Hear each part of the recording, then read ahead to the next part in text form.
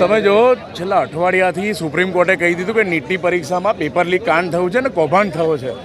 ઐતિહાસિક પરીક્ષા જ્યારે વર્ષ સુધી વિદ્યાર્થીઓ પરીક્ષાની તૈયારી કરી નીટની પરીક્ષા આપતા હોય છે અને પાસ થતા હોય છે. આ વખતે પેપર લીક કરી નાખ્યું.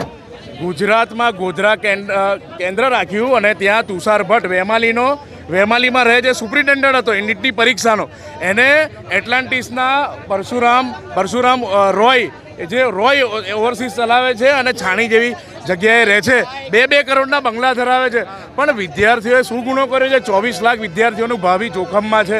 પેપર લીક કર્યા પછી જે લોકોને પૈસા લઈને આ લોકોએ પરીક્ષાઓ અપાઈ છે એ લોકો મોટા માર્ક્સે પાસ થઈ જશે અને જે પરીક્ષા આપીને પાસ થાય છે એ લોકોનું શું? એટલે આ પરીક્ષા રદ થવી જોઈએ અને ફરીવાર આ પરીક્ષા થવી જોઈએ નીટની, એવી અમારી માંગણી છે.